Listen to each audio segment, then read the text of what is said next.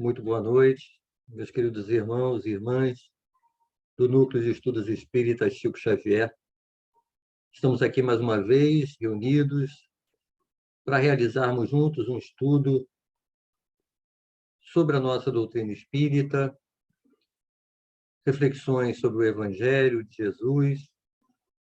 E vamos iniciar com a nossa frase do querido Chico, que é a seguinte para nós hoje. Muitos ficam na expectativa do socorro do alto, mas não querem nada com o esforço da renovação. Querem que os espíritos se intrometam na sua vida e resolvam seus problemas. Vamos então à leitura inicial, que sempre nos auxilia a nos harmonizarmos com esse propósito do aprendizado, que é da obra Coragem, pelo espírito André Luiz, psicografia de Chico Xavier, a lição de número 15, para renovarmos. Não espere viver sem problemas, de vez que problemas são ingredientes de evolução, necessários ao caminho de todos. Ante os próprios erros, não descambe para o desculpismo, e sim enfrente as consequências deles, a fim de retificar-se, como quem aproveite pedras para uma construção mais sólida. Não perca tempo e serenidade perante as prováveis decepções da estrada, porquanto aqueles que supõem decepcioná-lo estão decepcionando a si mesmos. Reflita sempre antes de agir, a fim de que seus atos sejam conscientizados. Não exija a perfeição dos outros, e nem mesmo em você, mas procure melhorar-se quanto possível. Simplifique seus hábitos. Experimente humildade e silêncio, toda vez que a violência ou a irritação apareçam em sua área. Comunique seus obstáculos apenas aos corações amigos, que se mostrem capazes de auxiliar em seu benefício com discrição e bondade. Diante dos próprios conflitos, não tente beber ou dopar-se, buscando fugir à própria mente, porque de toda ausência indébita, você voltará aos estragos ou necessidades que haja criado no mundo íntimo, a fim de saná-los. Lembre-se de que você é um espírito eterno e se dispõe da paz na consciência, estará sempre inatingível a qualquer injúria ou perturbação.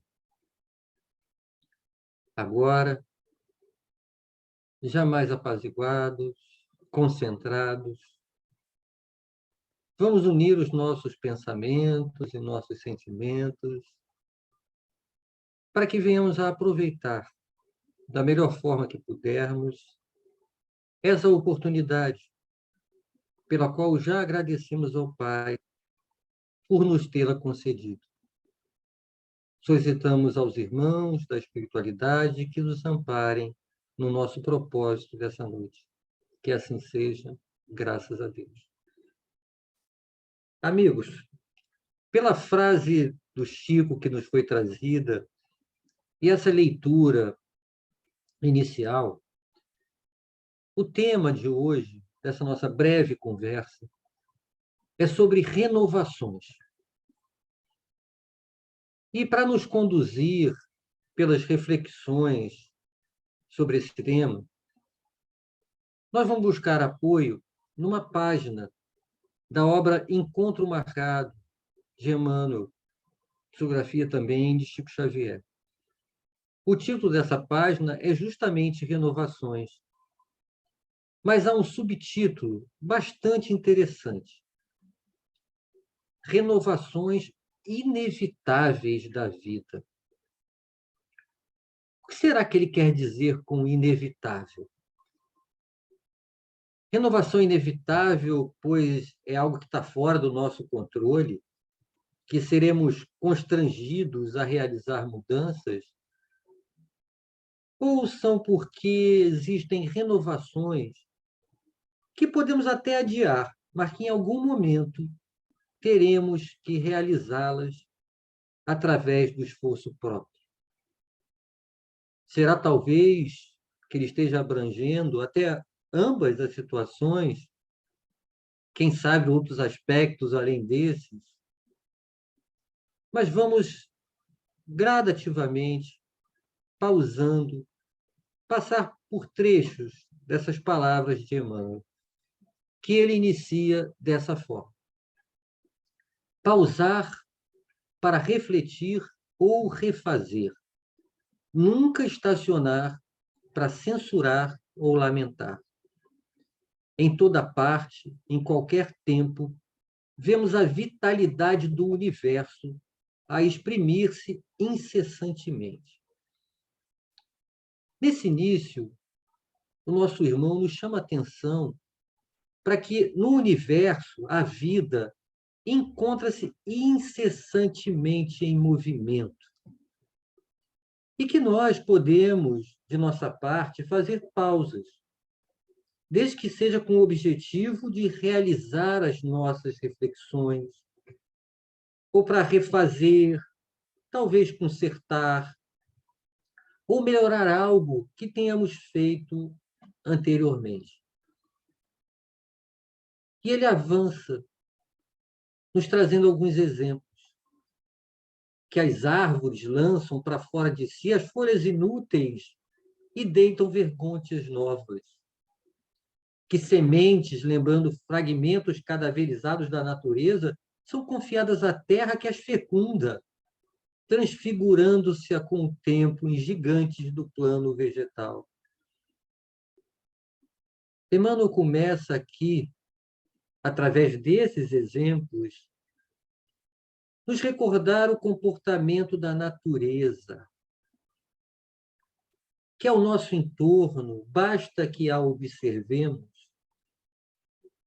nos traz a constatação da renovação e do crescimento constantes, que não para. E então ele avança, trazendo algo de maior proximidade para nós. Em teu próprio corpo, o princípio da ação constante se manifesta. Enquanto te guardas independente na esfera dos próprios pensamentos, milhões de células trabalham em teu favor. Alimenta-te e não te preocupas com os fenômenos da nutrição. Dormes e múltiplas operações fisiológicas se efetuam em ti, sem que precises tomar disso imediato conhecimento. Vejam que interessante. Esse próprio movimento em torno de nós, e até que se manifesta em nós, desses aspectos físicos, que são trazidos aqui pelo nosso companheiro, muitos deles acontecem independente da nossa decisão. Então, nós trazemos em nós mesmos, na realidade do nosso corpo físico, dois aspectos da lei. O primeiro, esse princípio da ação constante, que é uma lei da natureza. Então, obviamente, naturalmente, se manifestará em nós. E o segundo aspecto, que é importante estejamos atentos, é que muitas dessas ações ocorrem sem que necessitemos realizar uma tomada de decisão. Elas vão acontecer naturalmente. Já imaginou que se para respirássemos, tivéssemos que tomar a decisão o tempo inteiro consciente? Respira agora, agora expira, respira agora. Que seria caótico para nós. Então, a sabedoria do Pai manifesta nas leis da natureza. Esse é apenas um dos aspectos que nos apoiam nessa percepção da renovação constante que nos cerca. Mas será que esses princípios da lei natural impactam em nós somente nesses aspectos do nosso corpo material? Não seríamos, espíritos que somos, regidos por essas mesmas leis numa abrangência maior? Emmanuel, em seu texto, continua: queiramos ou não reconhecer a verdade, estamos mergulhados no oceano da energia divina, tanto quanto um peixe dentro d'água. Parece que Emmanuel começa a nos apontar que sim, que há uma abrangência maior do impacto dessa lei em nós. E seguindo, ele nos fala: nós, porém, as criaturas humanas, somos almas conscientes, erguidas ao regime da responsabilidade pessoal, ante os privilégios da razão, e conquanto existamos e nos movamos em Deus, conforme nos falou o apóstolo Paulo.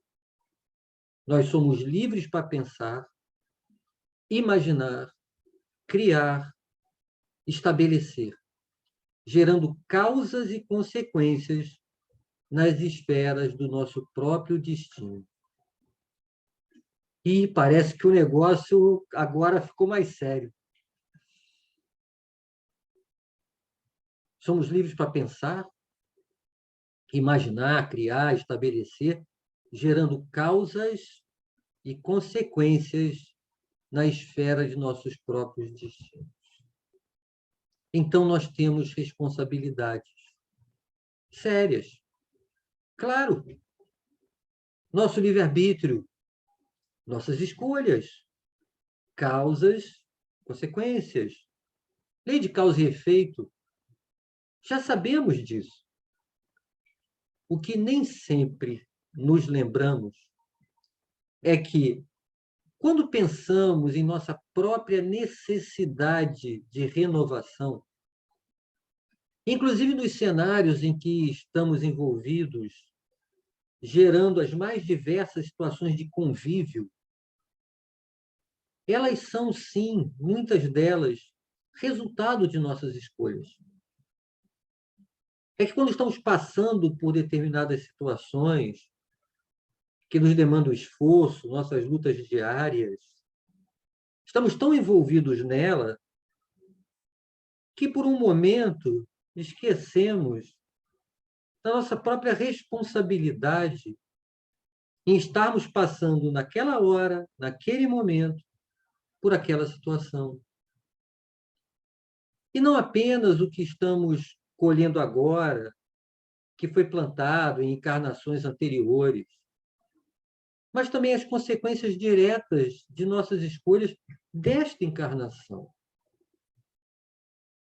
O Evangelho segundo o Espiritismo nos fala das causas atuais e anteriores das aflições, lá no capítulo 5, Bem-aventurados os aflitos. Nós também conhecemos bem esse capítulo. Mas não pensemos sobre esses aspectos das causas e consequências pensando apenas nas aflições. Mas e os momentos que fizemos as boas opções? Eles também contam muito. Acreditem, nós estamos fazendo-as. Claro que não o tempo todo. Estamos longe da perfeição. Nós erramos, sim, mas também acertamos. E é extremamente necessário que não nos afastemos dessa constatação, porque ela nos apoiará nesse nosso grande processo de reforma íntima. Mas é inquestionável também que nem tudo que se altera em nossa vida parte de uma decisão que tomamos. E o nosso querido irmão, em sua mensagem, também nos fala sobre isso. Daí a necessidade de nos enquadrarmos nos planos do Supremo Pai, quanto à edificação da felicidade de todos, aceitando e abençoando as renovações que se nos façam indispensáveis, aceitando e abençoando as renovações que nos se façam indispensáveis. Mas como aceitar e abençoar algo que virou a minha vida de cabeça para baixo e aconteceu sem que fosse uma escolha minha? Essas coisas que, na grande maioria das vezes, pelo menos no primeiro momento, nós lamentamos, acontecem conosco, pois existem momentos em nossa caminhada que não dá mais para adiar, que se faz necessário que façamos um movimento que nos tire da inércia, da famosa zona de conforto. Ah, mas estava tudo tão bom para mim, pura ilusão. Considerando as nossas reais necessidades de progresso, de crescimento, de evolução, em verdade estávamos estagnados. Percebam que a fala de Emmanuel é de nos enquadrarmos nos planos do Supremo Pai. É como disse o Chico, quando ele pede, né, ao Pai que ele entenda, nos seus momentos de frustração, de que os planos dele, do Pai, são melhores do que os meus. Que realmente, quem sabe o que é melhor para mim é ele, não eu. Nosso companheiro segue puxando as nossas reflexões, nos recomendando acreditar na força do bem e cooperar com ela na sustentação da harmonia geral é imperativo da lei divina, de cuja execução não nos é lícito desvencilhar. Acreditar na força do bem. E aí? Como é que nós estamos indo nesse item da nossa autoavaliação? Será que, dependendo das últimas notícias que eu leio, que eu vejo na internet, ao observar a atitude de alguns de nossos companheiros de jornada, situações que ocorrem em diversos pontos de nosso planeta, inclusive em nosso Brasil, será que em algum momento passa de leve em mim um sentimento de que o mal está ganhando? Ou que certa parcela da humanidade não tem jeito mesmo? Atentem para a recomendação. Acreditar na força do bem e cooperar com ela, contribuindo para a harmonia geral. Se eu duvidar da força do bem, como eu irei cooperar com ela? Há como trabalhar na própria renovação e dar a nossa contribuição para a renovação da própria humanidade sem fé? E se eu olhar para mim mesmo e por um instante pensar, eu não tenho jeito mesmo, não tenho como ajudar os outros. Tudo bem, eu entendo que todos nós passamos por momentos difíceis. Uma hora eu estou melhor, mais animado, mais alegre, confiante, leve. E em outros dias estou exatamente o oposto. Mas não devemos, por isso, descrer de nós mesmos. Nós precisamos sempre de alguém. Da mesma forma que sempre poderemos ser o auxílio de um companheiro em sua necessidade. É o princípio da fraternidade que nos une a todos, é da lei. O que nos cabe é estarmos atentos e fazer o melhor que tivermos condições de fazer naquele dia, naquela hora, naquela oportunidade. Sabendo que tudo isso faz parte desse grande processo de renovação individual e coletiva, impactando-nos uns nos outros.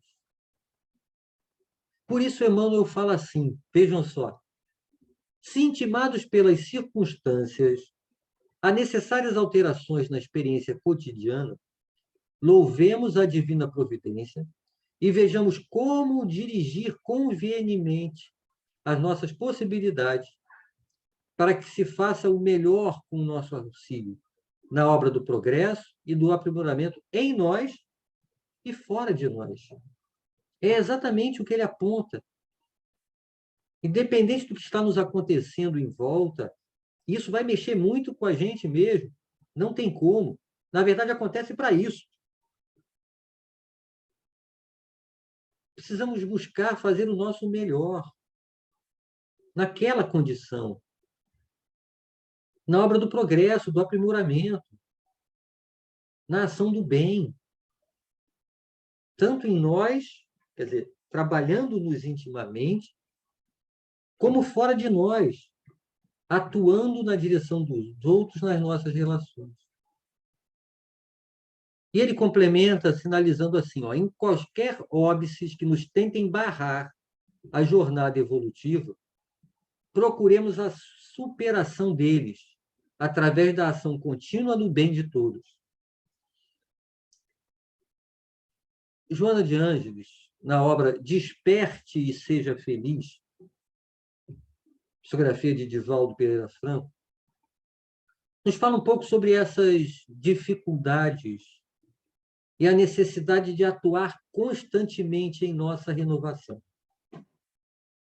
Joana nos fala assim, ó, renova-te no bem a cada momento, de forma que a tentação da agressividade e os vícios morais comprometedores sejam enfrentados e vencidos, propiciando-te uma vida harmônica, uma caminhada saudável. Todavia, se caíres, examina a gravidade do erro, arrepende-te e repara-o junto àquele a quem magoaste ou esqueceste de amar. Então, Joana aponta para a necessidade do enfrentamento, da superação do obstáculo. Ao falar do obstáculo, fala, né, de tentação de agressividade, dos vícios morais comprometedores, então está sinalizando bastante o aspecto da nossa dificuldade íntima, mas também, logo depois, nos recomenda como agir caso a gente caia. Porque ela sabe que a gente vai cair em algumas situações. E ela pede para que a gente se arrependa e vá na direção de reparar aquele erro, o impacto do erro. E ela fala em relação àquele que a gente magoou e o que a gente esqueceu de amar. Magoar, talvez não façamos tanto isso, pelo menos intencionalmente, acredito que não mais com tanta frequência. Mas essa história que ela falou de alguém que eu tenha esquecido de amar me preocupou um pouco. Será que eu não estou falhando no amor ao próximo com uma frequência maior do que eu tenha notado? É necessário ligar um alerta, um ponto de atenção em relação a essa questão. E as palavras de Emmanuel, nessa passagem, o último parágrafo é o seguinte: comparemos a nossa tarefa a um navio lançado ao mar. Tempestades sobrevêm, rochedos surgem, obrigando-nos muitas vezes a mudanças de rumo. No entanto, se cada um de nós se mantém fiel no posto de trabalho a que foi conduzido, com a aplicação sincera ao próprio dever, nenhum perigo nos impelirá a desastre. Porque se o homem coopera, Deus opera. E se nós, a humanidade, somos a equipagem na embarcação enorme do mundo, é preciso jamais esquecer que Deus está no leme. A doutrina já nos esclareceu também que a natureza não dá saltos, que o progresso se faz gradativamente.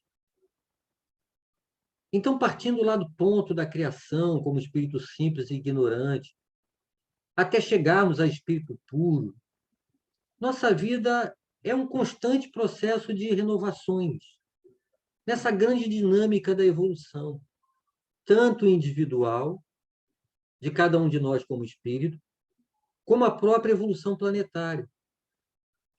E pegando justamente a evolução planetária como referência, nessas grandes fases de transição.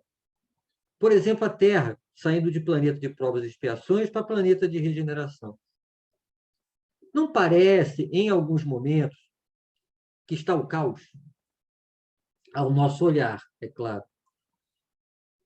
Quem já não passou pela experiência, nessa encarnação, de um momento mais ou menos longo, em que justamente na transição de um cenário que estamos vivendo para um outro, totalmente diferente, parecia que a nossa vida estava um caos. Mas passada essa fase, avaliando-se tudo que se passou, a gente percebe que o resultado foi uma transformação para melhor, uma renovação. Um ciclo se fechou para o início de um outro. Mesmo que o sentimento tenha sido de grande turbulência até que um tivesse terminado e o outro se estabelecido. O que houve foi aprendizado, crescimento, amadurecimento. E expandindo a nossa visão de maneira mais ampla e correta, mesmo uma encarnação inteira não é, em verdade, uma oportunidade de renovar-se, evoluir um pouquinho mais. Mas qual será o caminho seguro a trilhar, que vai nos amparar nessa tão necessária renovação, aquela mais ampla, que vai aos poucos transformando o homem velho no homem novo? Há uma passagem bastante esclarecedora nesse sentido, que nos é contada pelo irmão X na obra Estante da Vida. É a lição número 35, Sublime Renovação. Nos fala de uma passagem logo após a crucificação de Jesus, quando Tiago, filho de Alfeu, começou a sentir uma saudade imensa do Mestre. Que ele, vendo aquela situação do agito em Jerusalém, logo após a crucificação, via Pedro e demais companheiros atuando naquela balbúrdia, naquela confusão no movimento da cidade, né? E ele decidiu se recolher, que era o melhor para ele, se afastar daquela multidão. Ele era um discípulo fiel de Jesus, muito ligado às questões da lei mosaica, mas que buscava justamente aproximar no seu entendimento os ensinamentos do Cristo com o que ele tinha anteriormente. E aí ele seguiu, se retirou para um lugar mais tranquilo, se afastando daqueles companheiros. E aí ficou lá. Antes de ir, desgostoso, se queixou com Pedro daquela situação toda que estava ali, perguntou se ele não sentiu saudade do mestre e se afastou para se recolher em prece, fazendo jejum, isolado, refletindo bastante. E nas preces ele rogava para reencontrar Jesus. Ele cultivava a memória do mestre com muito sentimento. E ficou assim todas as noites naquele retiro por 200 dias. Numa noite, em suas reflexões e preces, olhando o céu, viu um ponto minúsculo que começava a crescer, luminoso. Interrompeu a sua oração, caiu de joelhos, observando e viu que se transformava na figura de um homem que avançava em sua direção. Que emoção era ele! A mesma túnica simples, mesmo cabelos fartos, caindo sobre os ombros, o mesmo semblante de amor. Tiago esperava ansiosamente aquele encontro. Jesus andando em sua direção e segue. Passa por ele e continua caminhando. Tiago se espanta, vira, Senhor, Senhor, onde vais? O Messias se volta, olha para ele. Devo estar ainda hoje em Jerusalém, onde os nossos companheiros necessitam do meu concurso para o trabalho. E Tiago tem uma reação. E eu, mestre? Acaso não precisarei de ti, do teu carinho, que me consagra a sua memória? Jesus, abençoando-o com o olhar, disse: o soldado que se retira deliberadamente do combate não precisa do suprimento indispensável à extensão da luta. Deixei aos meus discípulos os infortunados da terra como herança. O Evangelho é a construção sublime da alegria e do amor. E enquanto houver no mundo um só coração desfalecente, o descanso ser-me-á de todo impraticável. E Tiago continua. Mas, mestre, não disseste que era necessário conservar a elevação e a pureza? E o mestre complementa. Sim, eu não te recrimino por guardá-las.